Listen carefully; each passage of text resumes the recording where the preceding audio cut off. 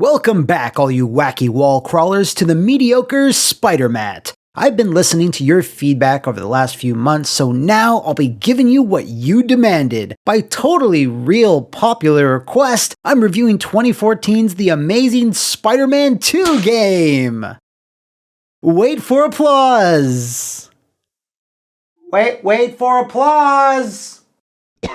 Okay, so no one really asked me to cover this particular title in the Spider Gameverse, but sweet Aunt May's wheat cakes, we need to talk about it, and not for the reasons you might think. While everyone has taken cheap shots at this adaptation of the similarly reviled motion picture, which in itself will probably need its own What Happened one day, at launch, I recall liking this game quite a bit. Yes, it was really familiar, played it safe, and didn't do anything drastically new, and it does have a few key problems, but it improved upon Beanox's last game in a few important areas. For one reason or another though, either leftover vitriol from the film, Spider-Man game burnout, or rising expectations at the time since it released at the dawn of a new generation of hardware, TASM2 garnered this disastrous, worst game of the year style stigma that to me was way overblown for what the game was. I mean, there's quite a few others from that year that I'd argue were way worse. Now, if some of you webheads remember, Activision transformed Quebec-based Beanox into a literal Spider-Man factory, having them pump out 4 titles in 5 years, which, aside from Shattered Dimensions, always resulted in games with cut content, rushed storylines, dashed ambitions, and lots of asset reuse. Honestly, when you consider that they were given less than 2 years to craft an open-world game with some integral changes across 6 versions, well, it's pretty impressive what they were able to achieve. Don't get me wrong though, through what was no doubt a lengthy bout of crunch, creative mistakes were absolutely made along the way, some bad, and some way worse. So, if you feel your Peter tingle tingling, then that means the new transition is coming in. Okay, cue the new transition! Unlike its predecessor, Amazing Spider-Man 2 more closely follows the film that's named after, rather than being a semi-sequel side story. Say that 3 times fast. What's neat is that those previous events, the cross-species stuff mostly, is woven into the game's narrative here and there. It's very clear Beanox wanted these games to have a bit of their own identity rather than remain slavishly devoted to whatever Sony Pictures was doing. Therefore, this game picks and chooses what it wants from the film, throwing Electro and Goblin in there, but completely ignoring everything else. There's no Rhino fight, nothing about Peter's parents, and weirdest of all, 0 mention of Gwen Stacy, at all, despite her being a central focus in the last game. Instead, we are given a fairly layered tale about the Kingpin's rise to power, which also involves Kraven the Hunter, Black Cat, and Carnage of all people. Gang wars start raging out of control when a mysterious murderer imaginatively known as the Carnage Killer starts taking out criminals across the city, causing the trigger fingers of local gang members to get really itchy. This then causes Wilson Fisk to fund a specialized police task force outfitted with high-powered weaponry to punish anyone they deem suspicious with extreme prejudice. Guess how well that works out. Spider-Man, unequipped and inexperienced to adequately track the Carnage Killer, is introduced to Kraven the Hunter, who teaches him the ins and outs of stalking and understanding his enemy. Spidey begins to trust Kraven and rely on his advice, only for him to later realize a game of smoke and mirrors is being played, with him as the centerpiece. Will the Webbed Wonder be able to track down and defeat this new threat? Will he be able to reveal the identity of the Kingpin? Will he, and there's also this weird blue light bulb man and some green space punk running around. I guess he'll have to deal with them too. I really feel that the Kingpin Carnage Kraven dynamic is an interesting mix, and I much preferred my time embroiled with them over having to deal with Harry or Max. I really wish Beanox had been afforded the chance to make another side story sequel rather than trying to shoehorn in all the movie stuff, but I'm sure Activision and Sony Pictures had something to say about that. As it stands, the story shows these glimmers of something far more interesting under the surface that could have been pushed even further. Kraven helping Spider-Man navigate through the twisted mind and thought process of Carnage, pushing Spidey to his extremes to put an end to the bloodshed. I like the stuff that did make it into the main plot, but it's just that there's not nearly enough of it. The other element to the story is the conversation tree. Well, I say tree, but it's really more of a bush, a conversation bush. In theory, this could have worked really well. Peter/Spidey's relationship with certain characters could change depending on what he says, or it affects upcoming missions in some way, but instead, it affects nothing at all. If you ask Shocker or Kraven additional questions, they'll tell you, but it's kinda pointless, and you can always just end the conversation and move on whenever you want. This only crops up a handful of times, but it's a shame because it could have been so much more. If it was constructed like a Telltale game, forcing you to pick a choice, it could have led to interesting divergences in the story, or at least, a different ending. It's one of those things I'm sure Beanox had good intentions with at first, but plans to flesh it out were probably handicapped by the time frame they had to work within. Personally, I would love to see future games implement this a bit more, making dialogue with important characters more dynamic. Moving on to voice acting, well, Sam Riegel returns from the last game, and while he's not my favorite Spidey of all time, he delivers the jokes and is pretty good overall. Oh, tell me where to find Schultz, okay? Maybe I'll upgrade your accommodations to a fire hydrant. Marvel mainstay Steve Blum plays Mr. Kravinoff, who absolutely nails it here. Funnily enough, he also had a major role in Amazing 1 as Kirk Connors, and while he was fine there, he has way more to chew on in this role. No, I said tranquilizer darts. No, I have no interest in automatic weapons. They require no skill. I am an artist! To ear soak in more of the voice acting, you'll be collecting dozens and dozens of audio logs, as Kingpin, Black Cat, and others love dropping them all over NYC for Spidey to find. It's here where you'll get some more insight into certain characters, including Carnage, and while that sounds like it could be really interesting, the character isn't played with much subtlety or even mania. He just comes across as a fairly generic evil guy here. Thanks for the smooth ride. I sincerely hope I can return the courtesy by slaughtering you quickly and with minimal agony. When it's all said and done, I enjoyed the story a good deal more than the basic cross-species focused tale of the last game. Yeah, there's some elements that don't mesh together very well, and it's a shame they couldn't go nuts with their own unique story, but there's just way more villains, swerves, and things going on here, so it is entertaining, certainly a bit more than the movie it's based on. You're a fraud, Spider-Man! I'm playing the Steam port of Amazing 2 for this video, as I managed to grab it just before it was delisted and Spider-Man became a trademark of Sony Corporation. I remember the 360 and PS3 versions getting lambasted for poor performance and bugs, and while I can't comment on that today, I'm pleased to report that other than one issue where the last thug failed to spawn right before a Black Cat fight, the PC version offered a rock-solid experience. Silky smooth frame rate, no crashes, and looking pretty good for a game that was clearly built on 7th generation machines. This let me focus on the core gameplay itself, where I rediscovered one of the most surprising things about Amazing Spider-Man 2, its web swinging.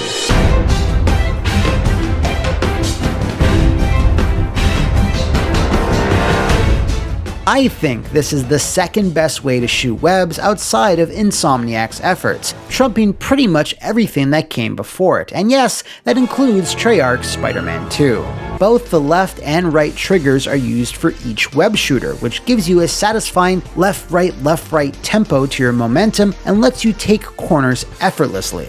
There's no other non-Wii Spider-Man game that handles swinging this way, but not only that, after an hour of playing you level up your swing speed and get an upgrade that lets you boost, a mechanic lifted straight out of Spider-Man 2. All these factors work together to give you the fastest feeling web swinging I think ever. Just look at this, there he goes! A bum full of dynamite, that's Spider-Man. Hey look, a Spider-Man! He's so damn fast! Yeah, it's still a few notches below Insomniac's version, which has way more context-sensitive stuff and specialized moves, but it's still damn fun to this day. You'll need all that speed too, as you'll be crisscrossing Manhattan to complete missions, and in a fantastic upgrade from its predecessor, webs actually attached to buildings. This was probably a massive technical hurdle to overcome, but I'm glad Beenox went the extra mile to do it, instead of just hoping the player wouldn't notice how silly Cloud Swing looked like in the last game. Set pieces within NYC also vary from mission to mission, from Oscorp offices to dockside warehouses to derelict buildings just outside the city limits. You'll always be seeing something new. And the game definitely balances between full-on fisticuffs and the stealth mechanics that were introduced back in Shattered Dimensions, another element that Insomniac would reiterate on. But to tackle all these missions, you'll need all the proportional strength of a spider, so yeah, let's talk upgrades. You'll be accruing XP, which will let you buy moves from a few different categories, and I gotta be honest, these are mostly just little boosts to the main move. There's a few neat ones though, like your spider sense showing you enemy vision cones or the location of collectibles, but gone are the over-the-top special moves and attacks of Shattered Dimensions or Edge of Time. The combat itself has been simplified even more from the last game, which is a bit disappointing. While past Spidey ventures have had similarities to Arkham, this just unashamedly copies it. Attack, counter, and repeat until you can unleash a flashy ender. It totally works, but by 2014, a lot of games all played like this, and I think people were kinda sick of it. It's a bummer too, because Beenox's old combat systems were much more akin to Devil May Cry, well, with launchers, juggles, and pretty much a lot of the things Insomniac revisited later. It's not bad, just uninspired compared to what came before. I mentioned collectibles earlier, and the game absolutely shines here. Hundreds of comic book pages still litter New York City, and the excellent reader which you'll use to read them returns, with issues pertaining to the villains being dealt with in the game. Action figures unlock whenever you encounter that character, along with dozens of aforementioned audio logs. I love how there's just a big dumb floating hologram of Fisk's own face with an audio recording of him admitting to the fact that he's the Kingpin, and leaves that shit in a packed bar for anyone to find. It ain't about the money, Spider-Man. It's about the swagger. Most of this stuff is all available at the Comic Stand, the local store owned by a particularly friendly face. Oh, he was a good man. He was the best. This was Stan's most extensive voice work since Shattered Dimensions, and it's an awesome, appropriate role for him to have. He even owns a Spidey-themed arcade machine that lets you brawl it out in wave-based combat challenges that will net you additional rewards. Now, all of this stuff, the story missions, collecting collectibles, or foiling random street crimes, is all well and good, just a normal day for your friendly neighborhood Spider-Man. Unfortunately, what's not normal is the big new feature Beenox, or some madman, decided to clasp around this game's neck. Fairly early on, the super mega death squad that Fisk unleashed on the city decides to make Spider-Man their prime target, but will only act on this according to public opinion, meaning there's now a morality system that starts to govern what you can and can't do in this free roaming superhero game. All street missions, your carjackings, B&Es, shootouts, or building fires now all have a timer, and if Spidey ignores them for too long, they'll start pulsating with anger, making your map look like it's having a heart attack. If too many expire, you'll then be viewed as a menace, and the city starts to populate with turrets, drones, armored cops, and force fields that make the city 1,000 times more annoying to navigate. It basically starts to become Dick Tracy on the NES, although not as hard. You gotta be fucking kidding me! It becomes overwhelming very quickly, because while you're rushing to a nearby crime, other crimes are counting down, and you take additional moral damage while you're trying to undo it. This means every 5 to 10 minutes you'll have to stop what you're doing and grind out like 5 crimes in a row to bring you back up to hero. And did I mention there's associated cutscenes for every crime that always play no matter what? Yeah, you can skip them after a few seconds, but it's still baffling that someone thought this was okay the way that it's been designed. And look, I get it. With great power comes Don't you dare finish that sentence. Yes, okay, Spider-Man, really shouldn't be collecting comic books when 3 people and a baby are roasting alive in a nearby apartment complex. But this isn't a movie or a comic where there's a set narrative. Forcing the player into these tasks instead of trusting them to complete them in their own time ain't great. What's worse is that you don't really get anything unique from completing them outside of the expected XP boost. All that happens when you complete these crimes is that you get less punished. If they were worried about players not taking part in these random events, then maybe make the rewards worthwhile when you do finish them. Are any of these missions particularly hard? No, but there's always a chance you can still fail a few of them. So how about, in the event that does happen, then you get a tongue lashing from Jonah and take a big morality hit? Would that have been okay? As it stands, this doesn't break the game or make it unplayable, it just throws a lot of pointless busy work at you when it doesn't really need to. Fortunately, depending on the suit that you wear, you can get extra buffs to mitigate the morality system somewhat, which I almost forgot, the suits! Along with the web swinging, Peter's drip is something Amazing Spider-Man 2 absolutely excels in. You'll unlock some wild stuff that to this day is still exclusive to this game. The most famous is probably the Superior Spider-Man outfit, but there's a few other cool ones as well, like Ricochet, Hornet, and even Spider Carnage. Also, in a first for the franchise, outside of maybe the special powers you get in the PlayStation Spider-Man, each suit has different stats across 3 main categories, meaning that some outfits are better suited for certain situations than others. You'll unlock a good number of these throughout the story, but the bulk comes from completing underground Russian hideouts. I guess the ghost of Lenin wanted to keep all the cool Spidey costumes for himself. What's lame is that if you want them all, that's pretty much impossible nowadays, as Activision made sure that several retailers got exclusive pre-order suit codes. The only real problem with all this, if you want to switch one out, you'll have to travel all the way back to Queens and hope that May doesn't notice the sticky web fluid leaking out from under your door when you change. I really wish you could just swap these out on the fly, therefore never having to go home, thus leaving May to stare at the wall in silence, but you can't have everything, I guess. Okay, let's wrap up with all the different versions. Unlike previous Beanox titles, it's pretty straightforward here, as the PC, PS3, PS4, Wii U, Xbox One, and Xbox 360 are all the exact same game with the exact same content, although I think Sony got one extra costume, I don't know. In terms of handhelds, there's only one port this time around, which was developed for the 3DS by High Voltage Software. First impressions are, not amazing or spectacular. A 2.5D side-scroller like this might look at home on the DS, but I mean the last Spider game on this system was a full 3D thing with voiceovers and cutscenes and stuff. While completely unique Spider-Man games exclusive to certain systems is very much my jam, I haven't touched this one, and obviously can't get it digitally in 2021.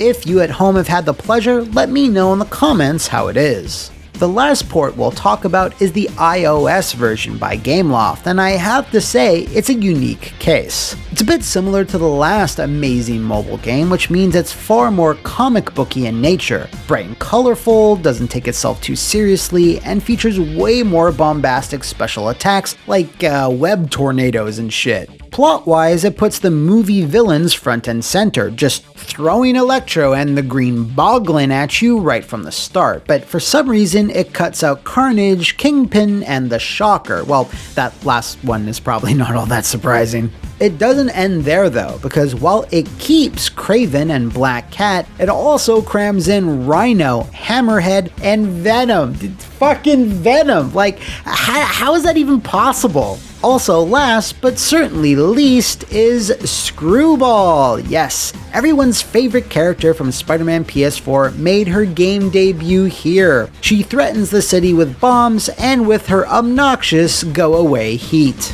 Speaking of Spider-Man PS4, Spidey himself is voiced by Yuri Lowenthal. Yeah, some 5 years before he'd slip on the red and blue for Sony, he played the character just in this mobile game. How that even happens, I don't know. Word of advice, Brock. Next time you need to make some quick cash, ambush somebody who doesn't have lives to save. Don't let me see you again.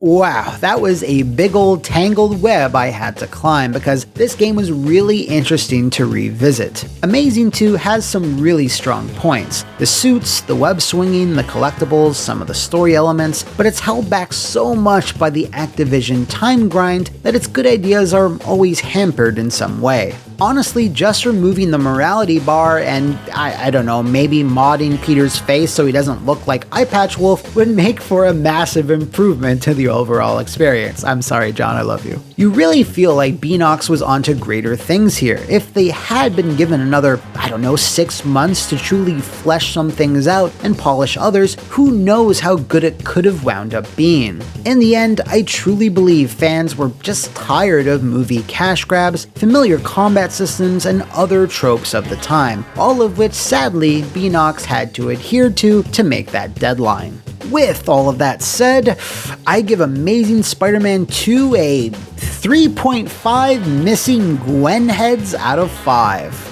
I can imagine for many of you who have enjoyed Insomniac stuff that this might be almost unplayable nowadays, but I think it was a really great jumping off point that they clearly looked at for inspiration, so in that way, it definitely earns its place in Spider-Man game history, for better or worse.